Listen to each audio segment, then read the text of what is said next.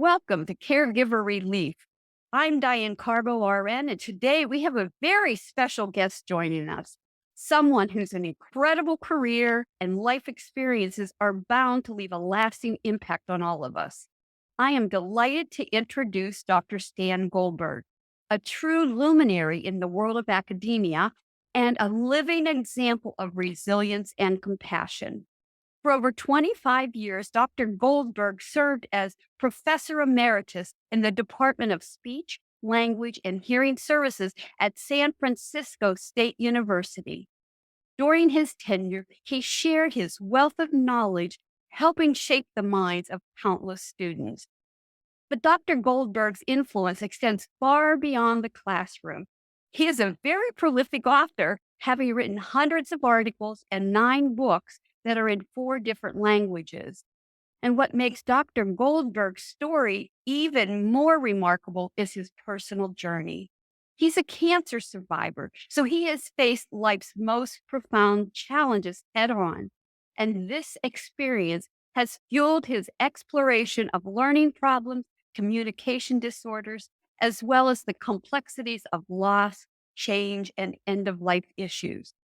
But his commitment to making a difference doesn't end there. For 8 years, Dr. Goldberg was a dedicated bedside hospice volunteer, providing comfort and solace to those in the most vulnerable moments. Today, he continues to counsel caregivers, offering his wisdom and support for those who care for others. His extraordinary achievements have not gone unnoticed, as Dr. Goldberg has received an astonishing 26 national and international awards, a testament to his dedication and excellence in his field. Recently, he has become a regular contributor to the esteemed pages of Psychology Today. His debut article, The 7 Most Toxic Myths About Senior Moments, has already garnered significant attention and praise. We are incredibly fortunate to have Dr. Stan Goldberg with us today to delve into the intriguing topic of senior moments are not inevitable. And he's going to share 8 strategies on how to prevent those senior moments. His insights are sure to enlighten and empower us all. And there's more exciting news. Dr. Goldberg's latest book, Preventing Senior Moments, How to Stay Alert into Your 90s and Beyond, has just been released. So today he joins us to discuss this important work and share his insight on staying sharp and focused as we age. So we're incredibly fortunate to have Dr. Goldberg carve out some time for us today to delve into the intriguing topic of senior moments that are not inevitable. Dan, I'm so excited to have you here with me today. Welcome.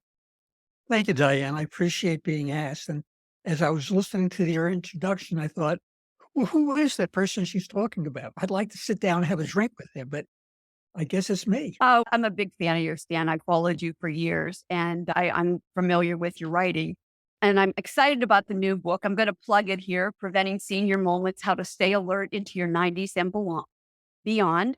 And I want my readers to know that at the bottom of the page that we post this on, there will be a link to purchase your book. Stan, can you explain to me what you mean by senior moment? And then Yeah, why do you believe they're not inevitable? yeah, it really started back many years ago when I was visiting a good friend of mine in North Carolina.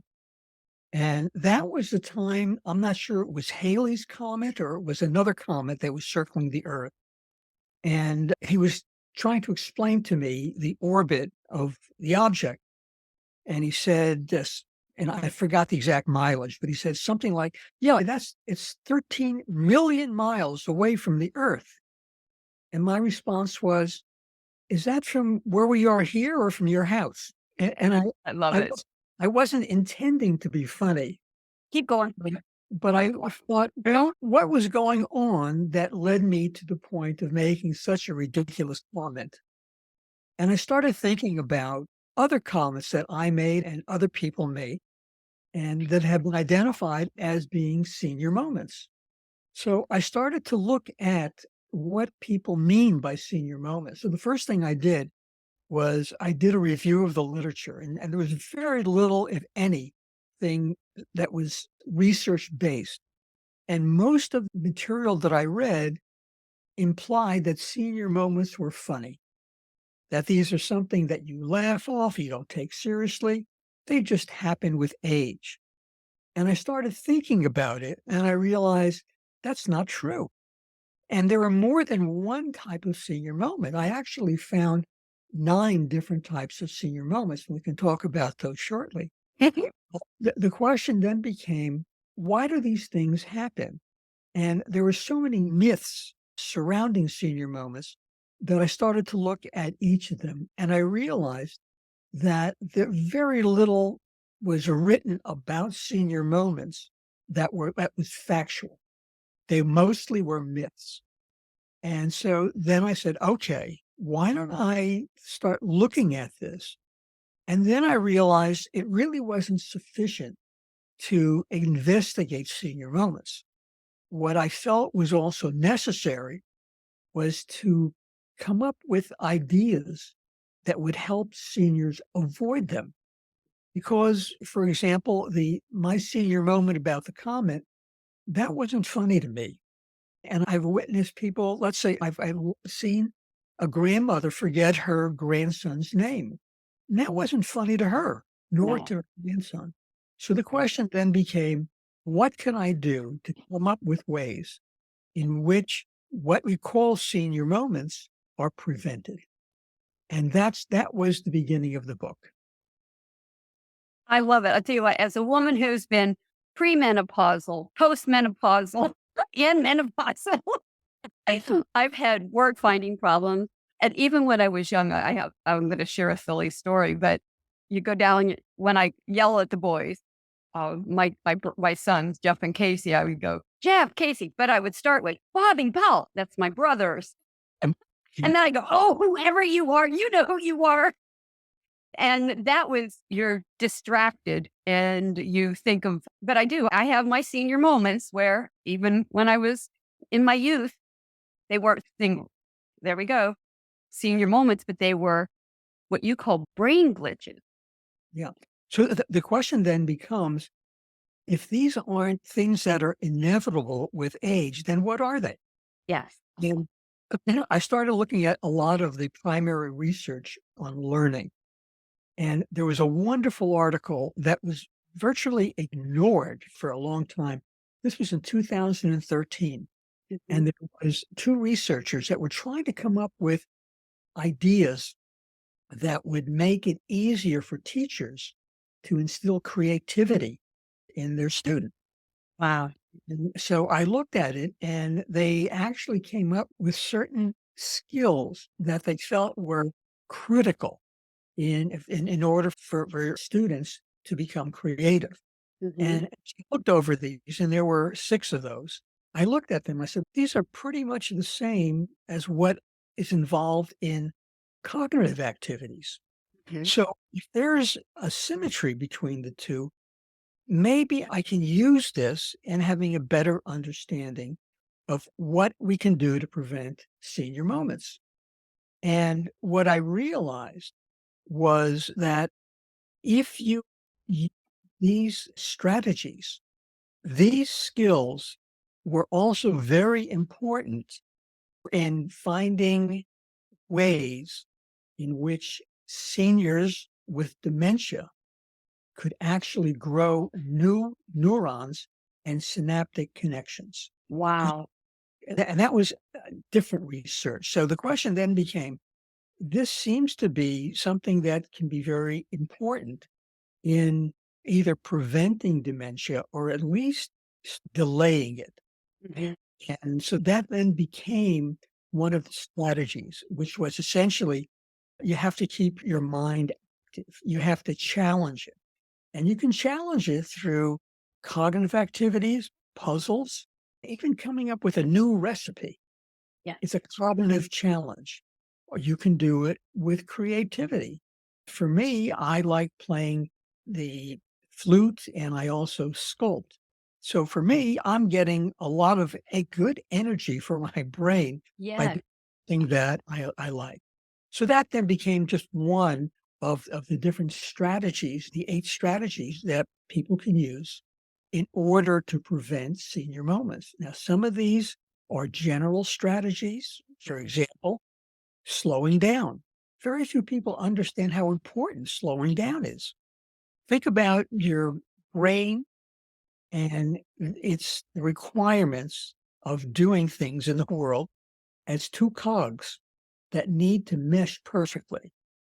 If one of those cogs is slightly out of time, then they're going to clink as they go through, and ergo, you're going to have a senior moment. So it's a very general strategy, a very simple, and especially if people are getting ready for the holiday season, this is something they can do. And so that's just one of the 8 strategies.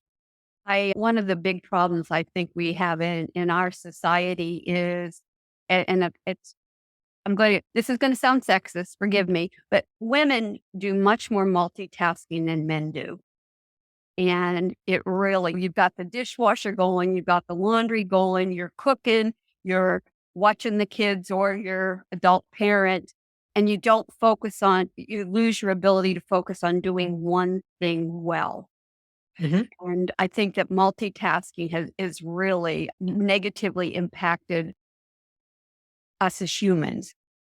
There's been a lot of research that confirms that, and they Yeah. looked at the effectiveness of multitasking 2 tasks opposed to a single task, and there's a significant difference. Now, if that difference gets exaggerated as we age, and it Mhm. does, Yeah, multitasking becomes the boogeyman, one of the boogeymen, uh, absolutely.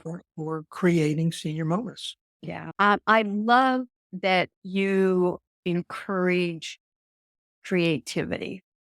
I tell my clients one of the things you should do is to do something new and different every day.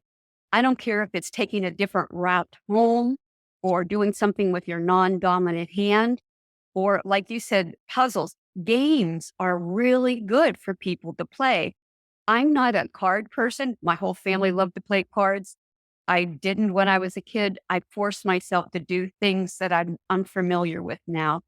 For that particular reason, I need to develop those new neural pathways. So that is something. Oh. So can you tell me what are some common misconceptions about memory and cognitive decline in older adults that you aim to debunk? Yeah. Many people think that all senior moments are related to problems in memory. Not true. A lot of them are, but even looking at the ones that are, you need to think about what types of memory. When you look at the research on memory, you end up seeing that there are different types. At the very simplest level is when you observe something.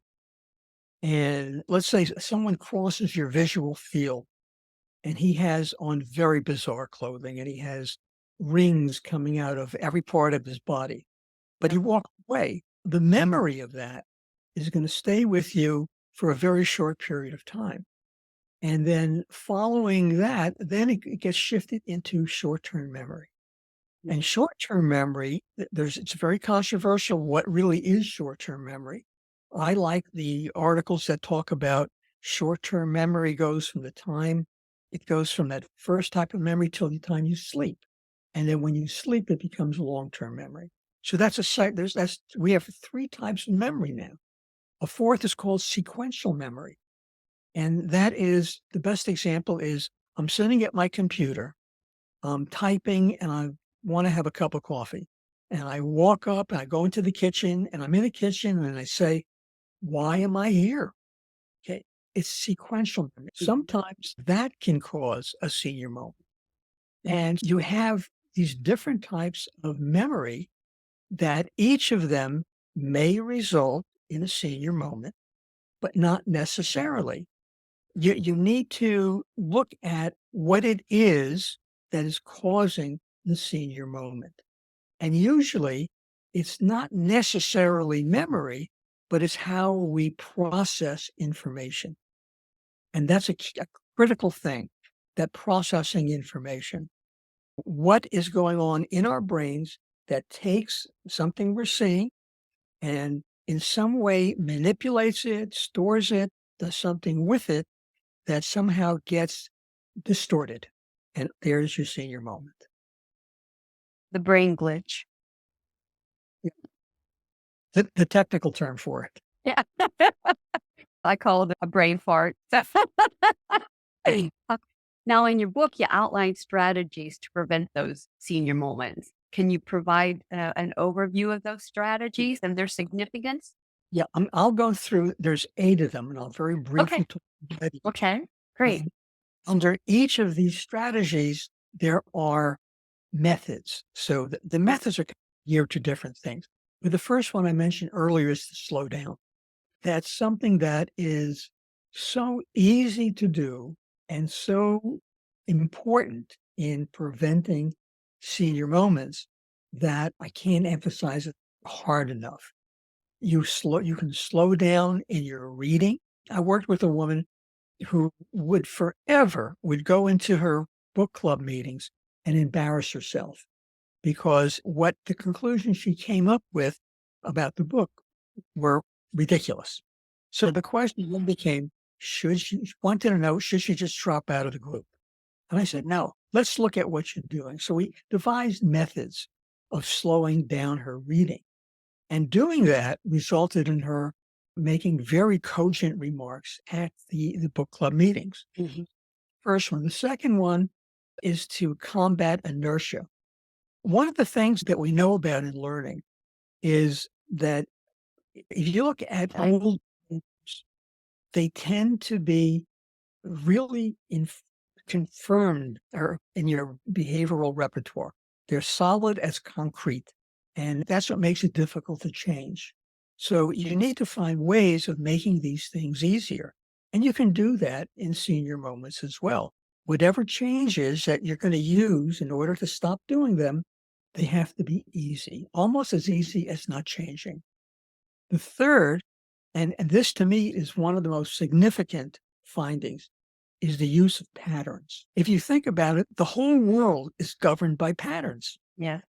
Whether it's the universe or those termites that are burrowing in your house that also do the same thing in South Dakota and Philadelphia.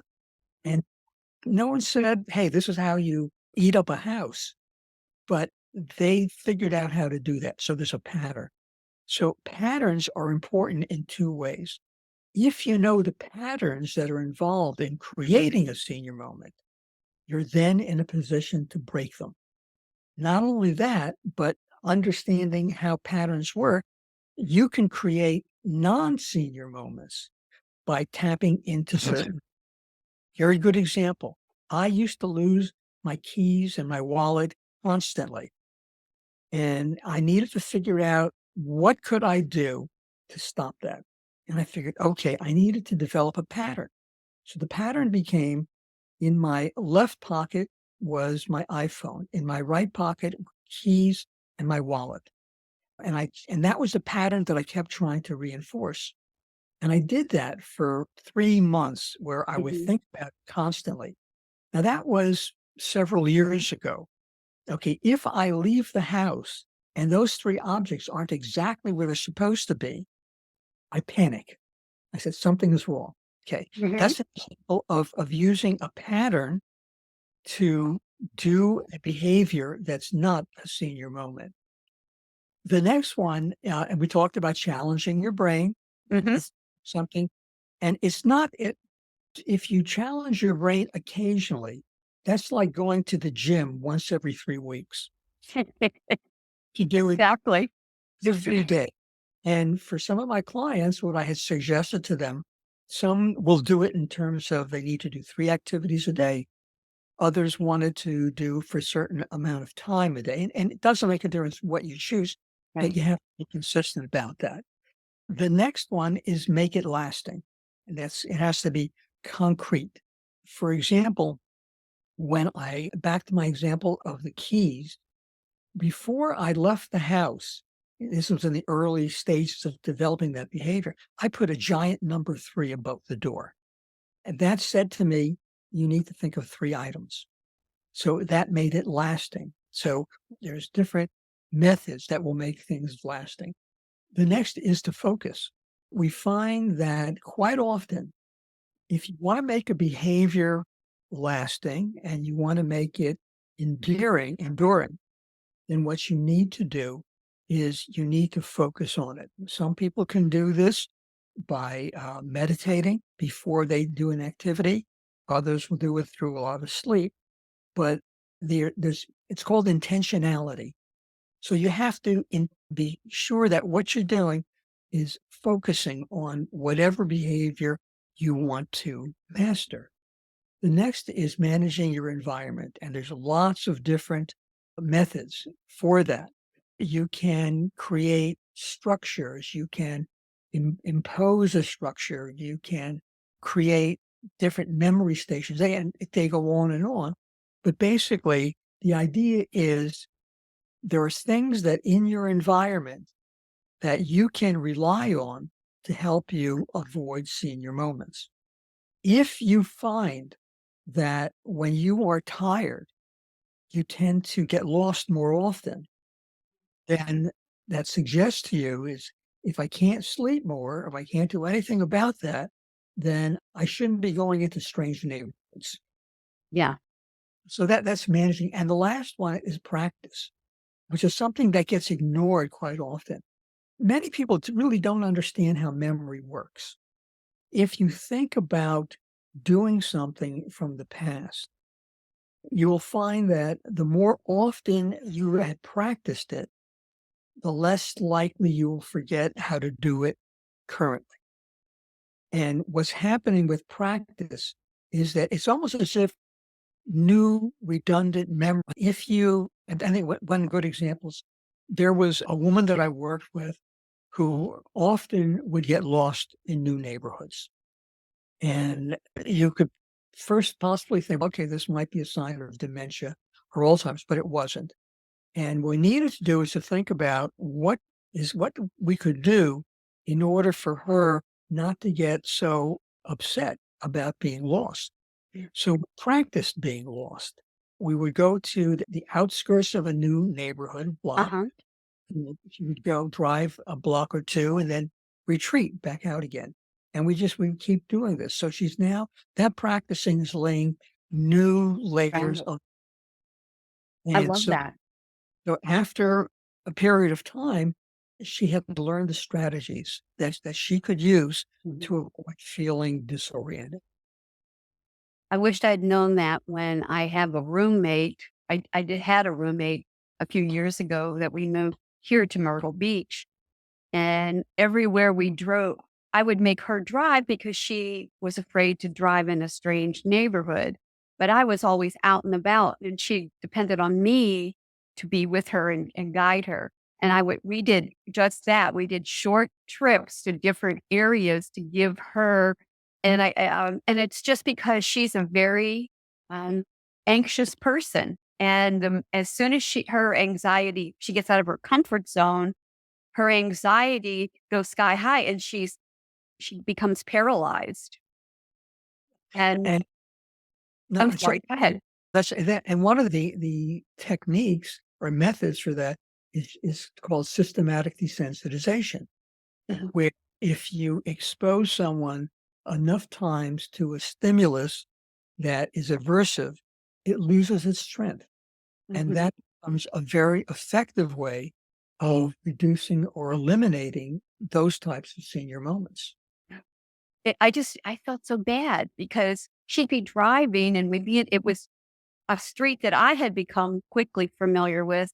And when I was driving, she was fine. But if she had to drive, and that's why I made her drive a lot because I wanted her to learn the new route. She would just stop right in the middle of the street and say, "Do I go right? Do I go left?" And I would say, "Take a deep breath and breathe and think." And we got her to come a little bit more comfortable, but she decided to move back to Pennsylvania because she just couldn't handle the new environment. Yeah. So I really appreciate you touching on that one. That's a really good one. Yeah. Thank you. How can maintaining an active social life or engaging in regular social interactions benefit cognitive health in seniors? Okay, let's look at the 4 skills Hmm. that are important for either cognitive or creative activities and relate those to why it's important to engage in social activities. You've got there's 6 skills. The one I'll just mention them very briefly, and then we'll talk about it. One is you're providing multiple answers based on available information. The second is there's constant analysis of what is being created. The third is a willingness to redraft and start over again. The fourth is the ability to engage in complex and creative problem solving activities. The fifth is the ability to combine conversion and diversion thinking. And the sixth is willingness to ask what if questions. All of those 6 skills are necessary for social interactions. And I would think that the more you are socially engaged, the more likely it is that these skills are going to be enhanced and developed. And the more likely that happens, the greater the possibility that you're going to be creating new neurons and new synaptic connections. And it's easy. You go out and join a group, you go out and talk to people, have people over for dinner. I think all of those things are important. When I first moved to Myrtle Beach, I'm a retired nurse except for the site. And I needed to get out and meet people. But as you get older, it gets more challenging once the kids are out of school and stuff. So I started dog sitting because I love animals.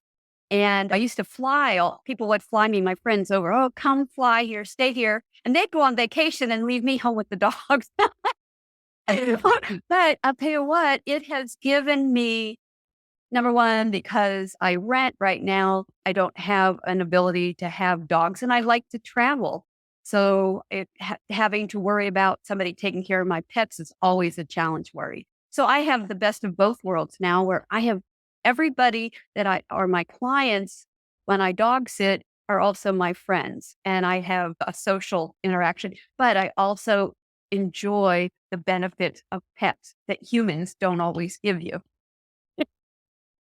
And I've seen over my decades of nursing the benefits of pet therapy to help people because, especially those in the early stages of dementia, a pet they can connect with the pet sometimes better or feel more comfortable connecting with a pet than they do a human because they're afraid they're going to be judged or that they're going to forget something or that makes them uncomfortable. When I was involved in hospice, one of the most enjoyable days the patients had is when the pet therapist would bring the dog Absolutely. up, and when you would see they would just light up. Hmm. And the interaction that was being created by the pet was really crucial in creating a very peaceful, compassionate setting for the patients. I had 4 greyhounds. And my oldest gray, Kisses was her name. Her track name was Bees Kisses to You. She was the most incredible dog. And I took her to the senior centers and I volunteered at hospice. That's hospice is dear to and near and dear to my heart. And we don't utilize it enough, but it just makes a difference in people's lives. And it's just, you're right. I love to see them light up and it's not because I'm in the room. It was because the pet, my Kisses, was there, and they would just be so grateful that she was there, and they just enjoyed that day, and it gave them a sense of calm. And the health benefits of having a pet around, it lowers your pulse, it lowers your blood pressure, and it improves your sense of well-being. So it was just a great strategy. And in fact, I'm doing a series on caregiver robots and one of the things is people can't have pets all the time anymore. So they've created these creatures, these dogs. One of my favorite is the Paro seal. I don't know if you're familiar with Paro. I'm sure you are. No, it's just, it's a baby seal and it moves and reacts and people just love it.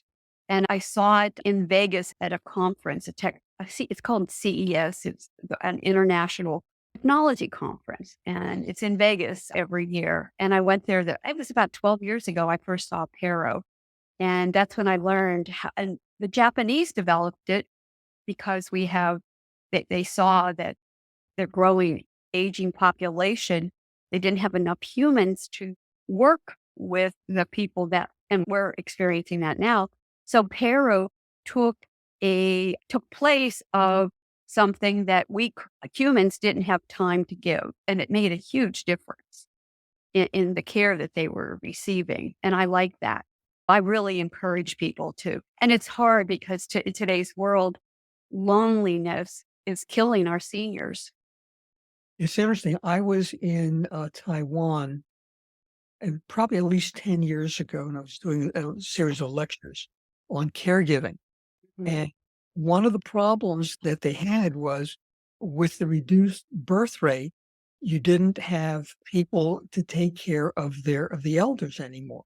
Yep, And it ended up that it not only affected their physical health, but it had a significant impact on their mental health. exactly. And and I'm thinking about it now that you brought it up, was I would think that when you have limited interaction with people, all of those skills that are necessary for creative or cognitive activities, they're not there. And so it's almost like a natural situation for creating senior moments among a population that could least afford them.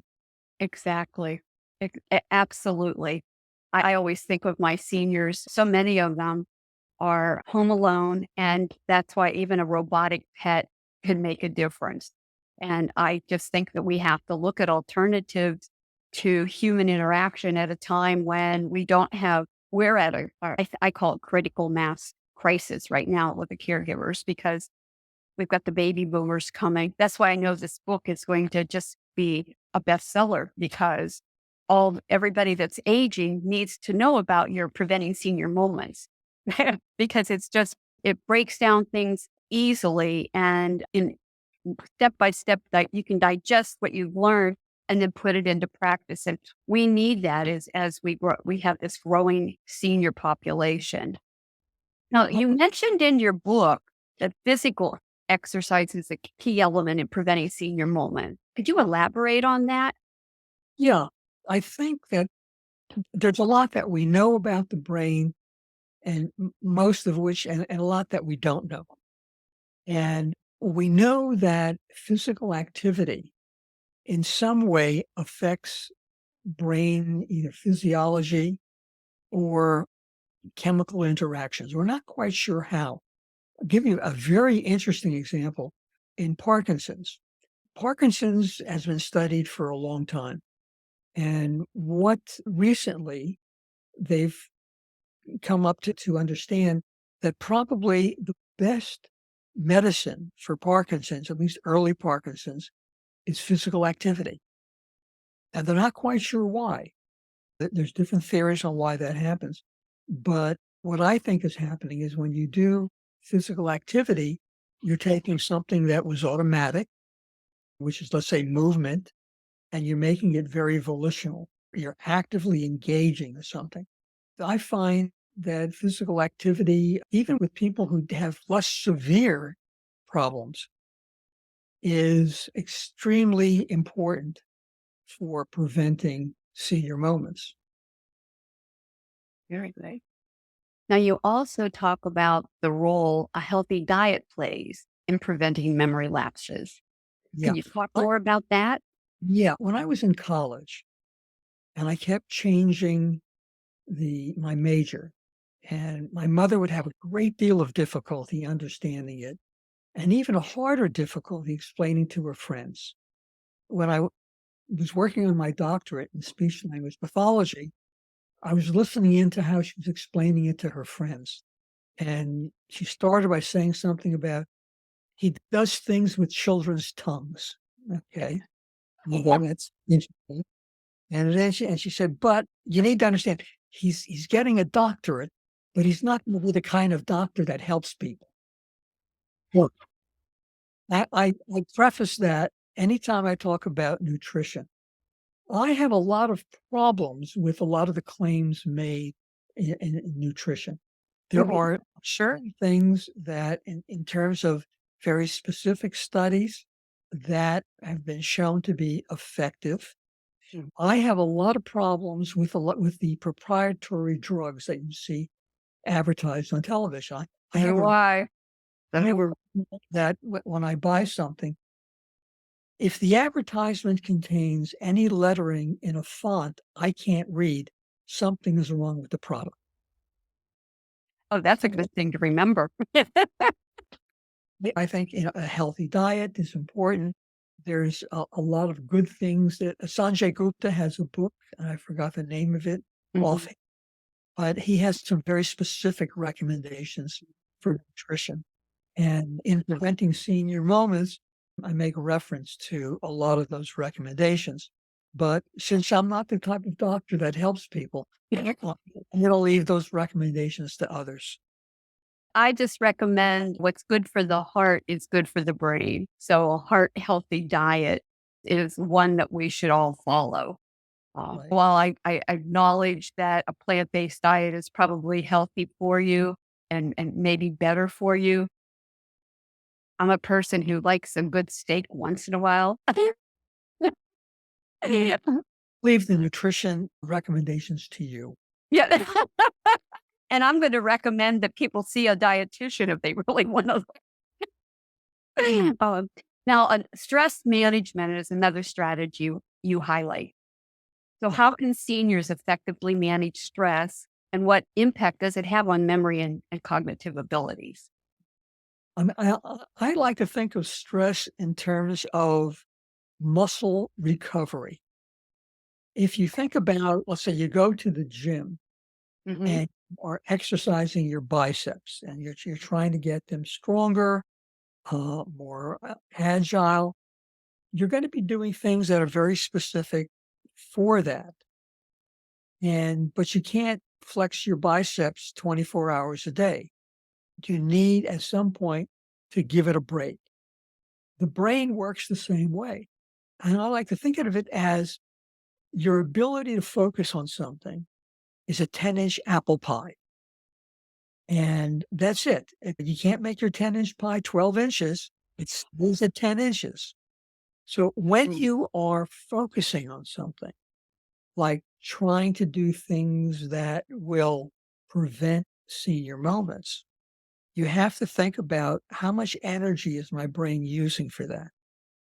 So if, let's say, you've just finished playing a card game and your brain is exhausted, and let's say it's now down to down to 4 inches of pie, and you're now going to start something else that is also very intensive, that requires 8 inches of pie, you're going to have a problem because you're not going to have enough concentration left to do that activity proficiently. When you're thinking in terms of stress, what stress does, it wipes out a lot of your ability to focus. The question then is, okay, what can I do in order to handle that stress? And when I was doing caregiving, I was counseling caregivers. That was the biggest issue. One of the biggest issue with them was handling stress. Yeah. There's the typical things that everybody hears. You can walk around the block, you can call someone on the phone, you can read a book, and anything is fine. There's no specific things that one should do to reduce stress. It's whatever is beneficial and allows the brain to rest. Okay. That I think is crucial in stress management, is some kind of cognitive rest. Yeah, I've never, until I read your book, I hadn't known that. Okay. Nobody explained it to me this way. And I've been a nurse for 50 years and I suffer from anxiety at times. And I know so many of my caregivers. It's funny because when I have my nursing role on, I can handle the world. But like today, right before our call here, my computer acts up and my stress level went sky high, thinking, oh my God, I got to get on this call. How am I going to do it? The world's going to end. And I just had to take a step back and say, deep breath, calm down, deep breath. It will work out. And it did. But I didn't realize at the time when I was doing it, because I've been practicing calming myself for quite a while now. I'm 70 years old and I also live with chronic pain. So I feel challenged sometimes to even pay attention to things if it's a bad pain day for me. The resting the brain makes such incredible sense to me. And I hope that the caregivers out there listening will take that into under advisement and try to practice resting your brain because we need to move through our lives. Yeah, there's lots of different ways of resting the brain. When I was doing hospice, I knew that from the time I sat with a patient, and our shifts were usually 3-hour shifts, where I would sit with the patient, I needed to focus as much as I possibly could because I was about to hear stories and concerns Yep. that were so important to the people who I was caring for that Yeah. I needed to focus.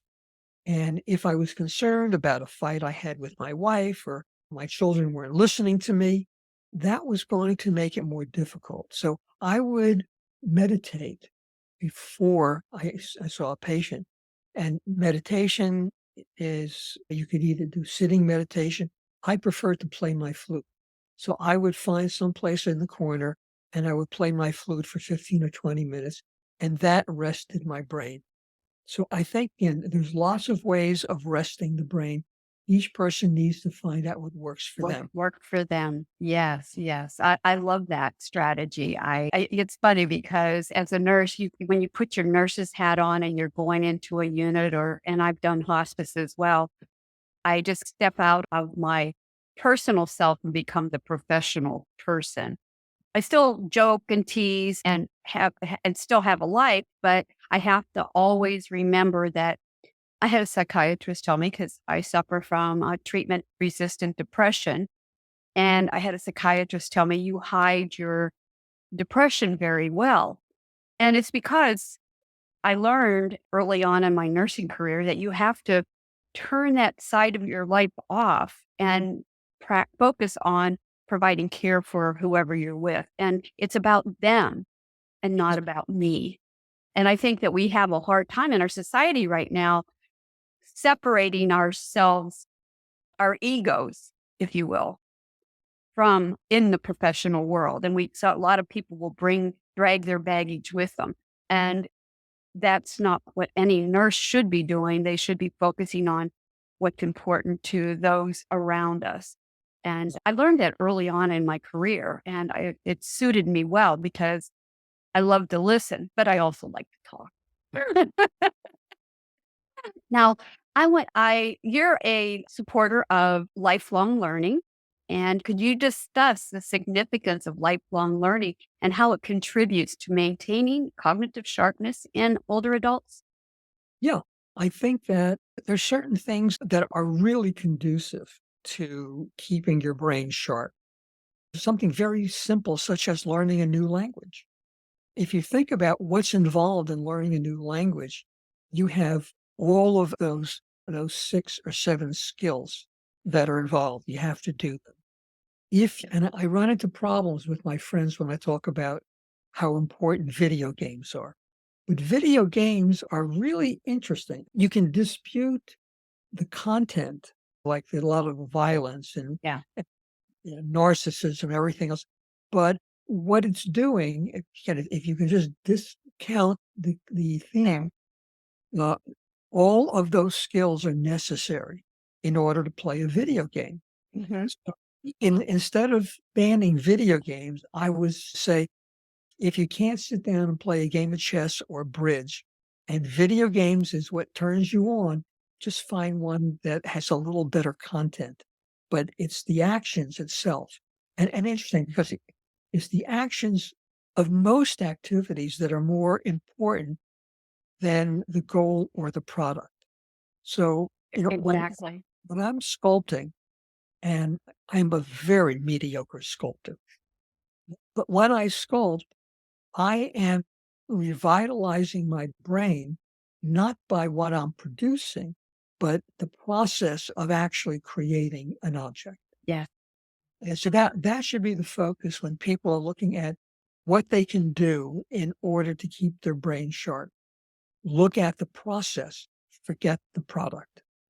And I think one of the things seniors have a hard time, or as we age, we have a hard time getting out of our comfort zone. I used to try to get friends. I can't sing. I used to play piano. I no longer have the ability. I need to get back to that. But I try to make myself do things like go out, go to a paint party and be creative, doing different things like that. And I'm shocked at how many people, even at our ages, that are so unwilling because they don't think they're creative. Lord have mercy. Develop that part of your brain. Have fun with it. But they're so worried about being judged or thinking it's not good enough. And I've gotten to the point, I guess being 70 is very freeing for me because I just say, hell, I'll just do it. And if it's not good enough, it's good enough for me for now. At least I made the attempt and effort. And for me, it's also about the socialization. I'm the student in the room that says, Diane, be quiet. What a surprise. But that's I okay. It's I okay think with for me. I think if people had that attitude, they wouldn't need my book. The whole notion that you're getting enjoyment and from the process of doing something is, I think, is not only critical for preventing senior wellness, but I think it's important for getting joy out of life. You know, Exactly. Exactly. I'll give you a perfect example. When I first moved to Myrtle Beach, I walked the beach every day and I collected shells, all kinds of shells. Now Myrtle Beach has a lot of broken shells because of the shoreline the way it is. So to find a whole shell of any kind, but I was determined the first 2 years I had collected all these shells and I thought, what the heck am I going to do with it? I decided that I would go to Goodwill and I would buy mirrors, big mirrors, and I would cover them with seashells and sand, and then I would take them back to Goodwill. I just wanted the experience, and if somebody appreciated my work, fine, and if they didn't, I didn't spend a lot of money, but I had a lot of fun doing it, and that's really important. and also I would think of that as taking your brain to the gym. You're going there and you're doing the activities that will strengthen it. Yeah. Yeah. And I think that's how I'd like people to think about all of the suggestions in the book, and that is these are ways, many ways. There's what 7 or 8 strategies, and it's 40 different methods. These are standalone methods that you can use that will not only prevent senior moments, but make your brain a lot healthier than it has been. Yeah. I find that doing that now, I haven't done that in a long time with the shells because it was taking up too much space and really started focusing more on my site. I missed that creative side to me. And for some women, it could be cooking or baking or whatever you enjoy doing, you should continue to do that. For me, that's cooking is my food of love. And I get heartbroken when I make things and people don't like them. I'm going, what's wrong with you? But my sons were both in Korea and I love Korean food. So I tried and Indian food. And a lot of people are not open or adventuresome is the word I want to use when it comes to eating. And I'm like, get out of my way. Let me try it. If I don't like it, I won't eat it, but I'll at least give it a try. And I think that people keep themselves from experiencing life because they aren't willing to try something new or different, even a bite of food. Yeah, it's interesting that you mentioned Korea. A number of years ago, I was invited to Korea for the opening of a prostate cancer proton facility. Okay. And one of the most enjoyable things I did was one morning I went out for breakfast and there was nobody there. And I found a place that were run by a mother and daughter, a little restaurant. They spoke no English at all. I Hmm. spoke no Korean at all. and we had to figure out I had to figure out how I was gonna explain to them what I wanted to eat. They had to figure out how to understand what I was saying. Mhm. So we eventually did that, and they brought this gigantic bowl in front of me, and it contained although I consider myself a very good Chinese cook, I couldn't identify anything in this bowl. They were completely new to me. Yes. I had to think about each of these ingredients. What does this look like? Could I substitute this for something else? Could I find this in the States? And I went on and on. So something even as simple Yep. as understanding what you're eating adds strength to your brain. Exactly. And I love experiencing different cultures, not just their food, but some of their traditions. And I just enjoy that so much. And we Americans, a lot of times, and I don't know how it happens because we have so much diversity in our country, but I grew up around the Jews, the Poles, the Italians, and I grew up in the Russian. So I grew up with all kinds of different foods that we incorporated into our daily lives. That then, heck, I remember when pizza became a big thing, and I was at early teens. Pizza. And I watch a lot of European film, and I always get a laugh because no matter what country I'm watching the film in, the subtitle film in, there always seems to be pizza. Pizza has become the universal food of the world next to McDonald's, maybe, which breaks my heart.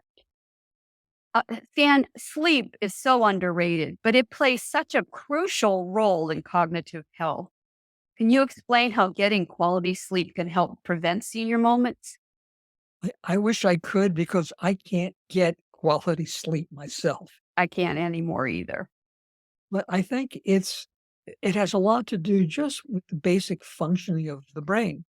If you think about general conditions that make it easier or more difficult to think, I can't think of anything more important than quality sleep. Ariana Huffington wrote a great book on sleep, on the importance of sleep and what you can do.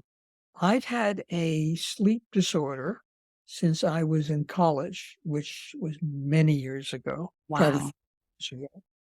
And it's called a REM sleep disorder. So when you go to bed and you're having a terrible nightmare, basically paralyzed, you don't move your arms or anything. Mhm. If you have a REM sleep disorder, you do flail a lot. Yeah. And that's usually the first indication that you may be prone to Parkinson's. I've had this for a very long time, and been unable to remedy it by myself. So I've fortunately, Stanford Sleep Disorder Clinic is just right down the road from me. And it's one of the best in the world. So I've been working with them. And what I found is by implementing a lot of their suggestions, I'm able to increase both the quantity and quality of my sleep. When I'm able to do that, I'm able to think better. I'm able to Yeah. utilize more of those skills than I can when I've had a poor night's sleep. And actually, I retired from the university at 57 because of that sleep disorder. And what happened was my graduate student came in and said she wanted to talk to me about something that happened during my lecture. And I said, "What was that?" And I feared that I had said something terrible. He said, "The lecture was fine, but it was the same one you gave the previous week, word for word, including the jokes." And that told me it was time to retire. But the interesting thing about that is how the brain would actually be able to reach back and pull out all of these memories and actually repeat an experience that I had. Mhm. So even though that was extreme, we do that all the time with even less severity in our sleep pattern. And a lot of times that can result, and to my clients, that resulted in a lot of senior moments where people went, "Huh? Why are they saying that?" Yeah. Without realizing that the cause was poor sleep, Yeah. which affects the ability to utilize all of these skills that are important for having non-senior moment interactions. I have a lot of clients that and patients over the years that have sleep apnea. They suffer from that. And they don't want to wear the mask or they don't want to do any of those things. And it really, you can see their mental health and cognitive abilities decline. I get it. Those masks are horrendous. But people now have other options. They have the implants or whatever, so they don't have to wear these god awful masks and things. But they really need to learn to address and utilize the benefits of modern technology and get better sleep. Um, One of the things I wanted to address was how do you identify senior moments that may predict Alzheimer's or other forms of dementia? So if you look at all of the different types of senior moments, there's only one that stands out, that one by itself is more of an indicator of a potential problem than other, and that's disorientation. If you feel disoriented, let me back up a little bit. In order not to be disoriented, in your brain, there has to be a map that tells you where you are and where you're going. So if I'm, let's say, going to Costco, I get in my car. How am I going to get out there? It's not the first time I've been there. It's not even the 20th time I've been there. So my brain now says, okay, he wants to go to Costco. Okay, how do we go to Costco? It has a map in the brain and it allows me to drive out there without any problem. And that's normal. We all have rules that we have learned and we can retrieve them almost instantaneously. But what happens when, for whatever reason, you can't do it? You can't access it. That may be an indication that something more serious is going on other than just a senior moment. But it's not sufficient by itself. What you need to look at are different things that would qualify it, such as context. What's going on around this disorientation? Here's an example. There was a client I had who was driving to his favorite restaurant, which wasn't more than a few blocks from his house. And he got lost, totally lost, and which gave him grave concern. So we talked about it. And I wanted to know, tell me what was happening before then. He was wearing a new pair of glasses. He just had a horrendous argument with his wife. He was worried about something in work, and he wasn't quite sure what was going on in his daughter's mind. It was estranged from. So that's the context. I said to him was, okay, being disoriented is not something that happened frequently. It was very rare. Said, let's see what happens the next time you are disoriented. By the next week, all of those other issues were resolved, and he never had another senior moment involving disorientation. That's context. The context will tell you, is this something to be concerned about? The other is severity. How lost was he getting? Did he just get lost close vicinity, or did he end up 10 miles away? Give you more indication as well. The other is frequency. How often is this happening? That can give you an idea of whether this is just a senior moment or this is something on the way to dementia. And the final one is the type problem. If I lose my glasses constantly in the house, and every time I find them, they're in a drawer or in a pocket or a place, that's one thing. If I put them in the refrigerator, that's different. Whenever making generalizations about the role of senior moments in predicting dementia, we need to look at all of these factors. And that's something that I think a good neurologist should be able to do. Dan, I'll tell you, I want to plug your book one more time because I think that as a dementia care specialist, I have a hard time finding a book that speaks clearly and defines what you've done, what we face in our brain. Usually, people from academia, forgive me, talk. They forget what it's like not to know things, and they talk about people. And you have made this for me as a person who's chronic pain. I have a hard time concentrating sometimes. Again, if I have to do something, it has to be in the morning because by the afternoon or evening, my mind tires and I have to have a break. What you've done in this book is break it down into bite-sized pieces that are clearly understandable, and then you come up with clear answers to overcoming those senior moments. So I'm going to recommend everybody get out that wants to prevent dementia and purchase Preventing Senior Moments: How to Stay Alert into Your 90s and Beyond by Dr. Stan Goldberg, PhD, not MD. He's not able to care for people. And I might also add is I have a website, which is Stan Goldberg Writer, WRITER.com. Okay. And on that site, I have about 200 articles that are divided into different categories. And you're more than welcome to get on the site and download that. And also, there will be a lot of new articles on the Psychology Today website as well. That's so impressive. I'm so excited. I've been a big fan of yours for many years. I'm excited about this book, and I will make sure that we have a link to purchase your book and a link to your website on Caregiver Relief. Thank you, Diane. I Oh, appreciate that. oh, thank you for sharing. I know your valuable time and carving out a path for us today. I appreciate that. Well, thank you. Thank you for watching. Don't forget to hit that subscribe button and ring the notification bell so you never miss an episode of Caregiver Relief. If you have any thoughts, ideas, or suggestions for future videos, topics you'd like us to cover, or even improvements you'd like to see on the channel, drop them in the comments below.